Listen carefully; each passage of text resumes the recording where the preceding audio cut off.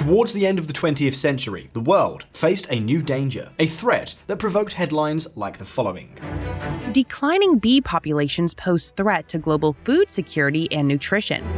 Bees and other pollinators are increasingly threatened by the effects of human activity. 75% of the world's food crops depend on them. It may seem unimportant to you, but the truth is that bees are essential for our survival. They are responsible for pollinating and are therefore behind the vast majority of crops that feed us. So don't make light of bees and what may be happening to them. Without bees, food production as we know it today would be finished. But do you want to know the worst? The worst thing is that their extinction could be getting closer and closer. For example, according to available data, the bee population in the United States has been plummeting for more than half a century. The exact cause is not yet known, but global warming, pesticides, and some parasites are the most likely candidates. But as if this were not enough, in recent years, a phenomenon called colony collapsed disorder, or CCD, has been observed. This phenomenon is further aggravating the situation and has tripled the mortality rate of millions of colonies. I hardly need to say it, but I insist, the extinction of the bees could bring famine, poverty, and unemployment. And that is why today, in this video, we are asking the following questions. What is really behind all this? What could be done to remedy it? And the question you're all asking right now, how serious could this situation be? Well, today we're going to answer all of these questions. And stay until the end of this video because we're going to show you an environmental protection organization who's making peace between humans and elephants with the help of bees. You don't want to miss that.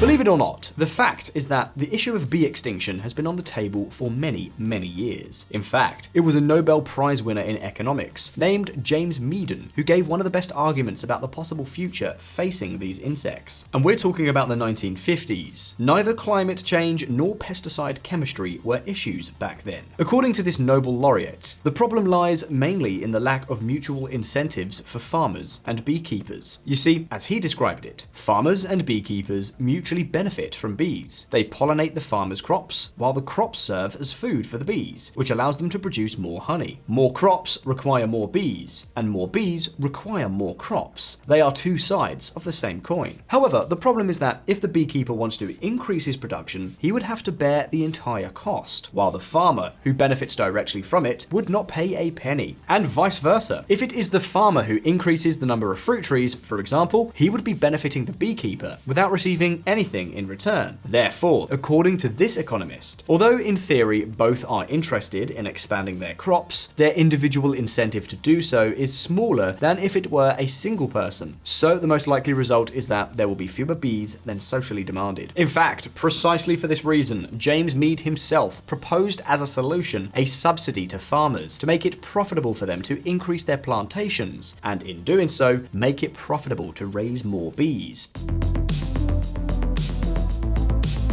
Of course, this Nobel laureate never intended to make a very deep reflection on the situation of these insects. You could say that he used them simply as an example to illustrate a more general mathematical model. However, the truth is that this specific example has been so deeply rooted that today it is not uncommon to find public programs that subsidize this activity in one way or another based on this work or similar arguments. The Obama administration, for example, proposed the creation of the National Pollinator Health Strategy, a program that involved 17 different government organizations. Of course, seeing what we've seen, I don't think we can say that all this has had a satisfactory result. With the data in hand, this strategy did not seem to be of much use. But wait a minute, what if all the governments that had tried to improve the situation of the bees had been fighting shadows instead of giants? What if this problem was completely made up? Well, pay attention because this is probably exactly what is happening. Do you want to know why? Well, don't miss what's coming next.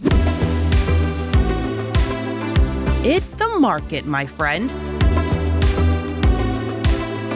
20 years after the Nobel laureate published his paper, another economist named Stephen Chung set out to test whether or not this held true in real life. Perhaps the funniest thing is that he did not use a complex mathematical model like James Mead. This economist used a completely opposite methodology. He telephoned many beekeepers and asked them what on earth was going on with their business. And what do you think they told him? Well, all of them, absolutely all of them, agreed on one thing, that they didn't care about the problem raised by the Nobel Prize winner because their business was not mainly in selling honey, but in charging farmers for pollination services. And think about it, beekeepers are not going to buy or rent land to keep their hives there and let them go to pollinate the trees of neighboring fields. It is much more profitable to put the hives directly on farmers' lands. Also, since the hives can be moved very easily by simply loading them on a truck at night, beekeepers have a lot of bargaining power and can ask farmers to pay them to bring the bees to their land. Obviously, farmers cannot truck their trees to the bees. But that's not all. This model has another advantage for beekeepers. The fact is that honey production is quite random. It changes a lot from one year to the next. For this reason, many prefer to dedicate their bees to pollination, where they can charge farmers a fixed price and sleep more peacefully. And keep this in mind because don't think that these services are something strange. Not at all. They are the norm in a big business that these days moves more than $15 billion every year. And that was already common at the beginning of the 20th century. This is possible for two reasons.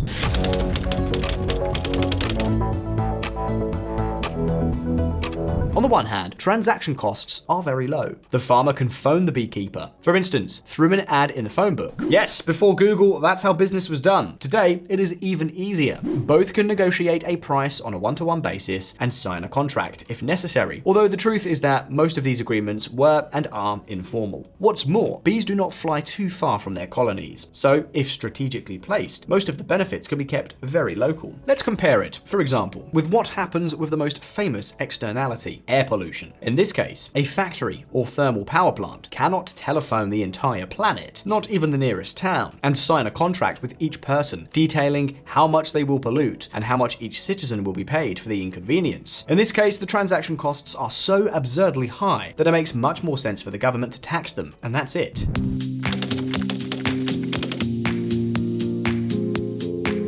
On the other hand, and this is also very important, the property rights are very clear. Beekeepers own the bees and farmers own their trees. Compare this, for example, with deep sea fishing. The sea and its animals are nobody's property. It is in no one's interest that tuna become extinct, but if one fisherman reduces his fishing quota, then it is likely that another will increase his. In this case, the social interest is in limiting fishing so that fish can reproduce, which in the long run will imply more benefits for the fishermen themselves, just as, for example, a farmer does with cattle. However, since no one owns these fish, the individual incentive of each fisherman is to be faster than others and catch as much as he can. This is known as the tragedy of the commons, and it is what leads to overexploitation of natural resources.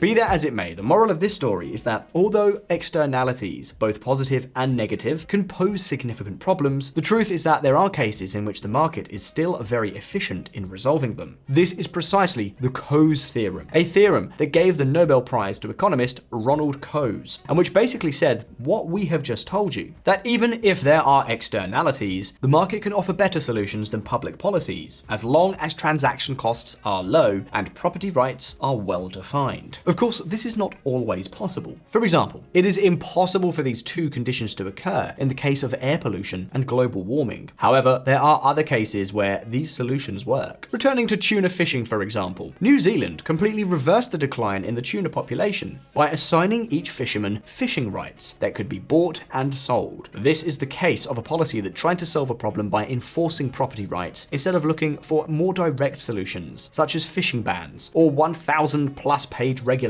which had been tried previously without much success. But do you want to know something else? The Coase theorem, to simplify a lot, tells us what conditions must be in place to solve a problem of public goods or externalities by means of market mechanisms. Even so, there is a third way to solve these problems that involves neither the state nor the market, but culture.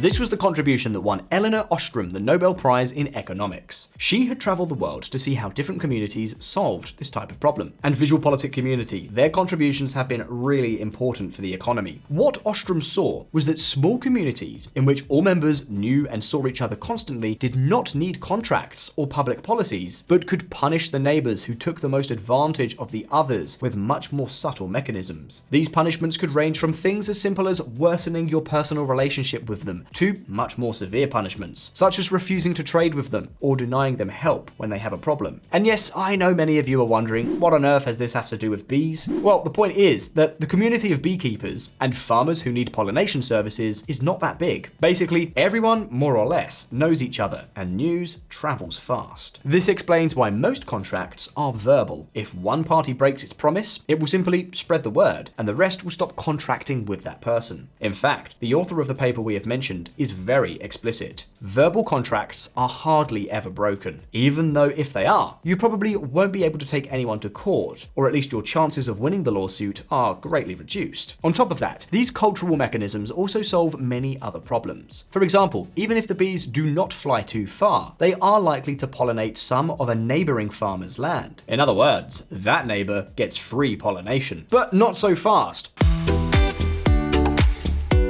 So that no one takes advantage of their neighbors, these farmers have as a general rule that everyone hires a similar density of bees for their land, so that everyone benefits equally from the bees hired by the other farmers. And something very similar happens with the use of pesticides. If a beekeeper believes that a neighbor of a farmer who has contracted his services is using pesticides that are lethal to bees, he will either charge him more or refuse his services. As farmers are aware of this, well, they have an unwritten rule that nobody uses pesticides that may bother their neighbors. In other words, it's a permanent culture of you scratch my back and I'll scratch yours, as nobody wants to get along badly with his or her neighbor, and nobody wants others to use pesticides that could harm them. These types of unwritten pacts are almost always fulfilled. But okay, I understand that this economic problem is more than solved. But what about the main problem we saw at the beginning of the video? Has the market or the farming communities found any solution to the collapse of the colonies, for example? Well, let's take a look.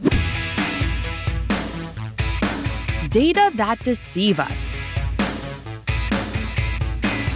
Let's go back to our bees. Remember when we told you that a strange disease was wiping out these cute little insects? What you are seeing now on the screen is a zoom of the graph we showed you earlier, showing only the data from the 1980s onwards. Can you tell me in which year this collapse of the colonies occurred? I'm sure many of you will think that it was in the mid-80s. And it is true that during those years, there were many problems with two parasites. However, we're talking about the year 2007, where the mortality rate was so high that 1/3 of all bees died. Despite this, the bee population remained not only constant, but actually began to grow somewhat. But how on earth can this be possible? Well, the answer lies, once again, in the bee market. Even so, in this case, it is not the pollination market, but the queen bee market. Yes, as I just said, the fact is that for less than $10, you could buy your own queen bee. And why would anyone want to do this? It's very simple. If you separate a hive in two and add a queen bee to the half that has been left without one, what you will form is a new colony that will continue to reproduce and increase the number of bees. In fact, 80% of the colonies that died from this hive collapse were replaced by new ones using this method.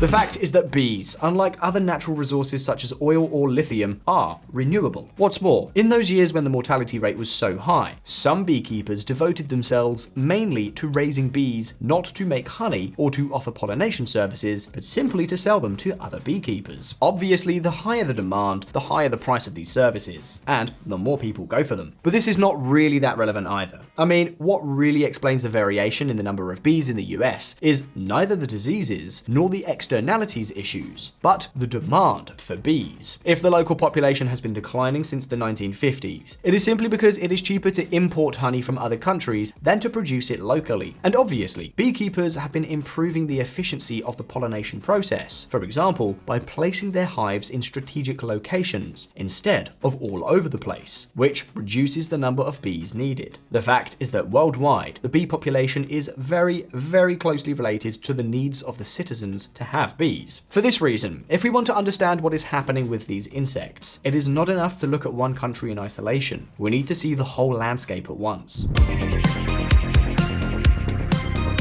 When we look at the global evolution, it is true that in Europe and North America, the number of bees has been reduced. However, in the rest of the world, the opposite has happened. This should come as no surprise. Americans and Europeans simply prefer to spend their time designing iPhones and manufacturing high-end automobiles rather than farming, which is much harder and lower paying. And so, globally, the number of bees has doubled between the 1960s and the 2010s and continues to grow at a very stable rate. If an American today sees fewer bees than his or her grandparents, it's not due to climate change, but because of another phenomenon on a planetary scale: globalization. Of course, this does not mean that there is no problem. Some scientists have drawn attention to the impact on wild bees of keeping domestic bees and the impact this could have on natural ecosystems. Nevertheless, even taking all this into account, it seems that, at least for now, we are fairly safe from the much feared apocalypse of the lack of bees. Before we sign off, I've got to share a fascinating story with you. Picture this: elephants, those majestic giants, actually have a fear of bees. This quirky fact is the cornerstone of an innovative initiative in Tanzania by Planet Wild. They're tackling the age-old conflict between humans and elephants over land by installing beehive fences around farms. Not only do these bees act as a natural deterrent, keeping elephants at bay from crops, but they also provide a unique bridge to a broader mission. Planet Wild serves as a dynamic force in nature protection by collaborating with various organizations each month to safeguard endangered species, clean up waterways, and restore forests. Adopting a crowdfunding for nature approach, it connects environmentally passionate individuals with effective projects, powered by the collective financial contributions of its dedicated online community. For as little as $6 a month, less than the cost of 2 coffees, you can join an online community of people that are funding saving endangered species, cleaning waterways, and restoring forests. As a supporter, you'll see your direct impact of your contribution through detailed videos, reports, and the opportunity to engage with like-minded individuals. You can use the code POLITIK3 at the link in the description, and the first 200 people will enjoy their first month of Planet Wild membership free, courtesy of this channel. Join Planet Wild today and become part of a movement ensuring a healthier planet for future generations. If you don't like it, cancel anytime. Want to see real impact? Check out their latest mission video linked in our end card.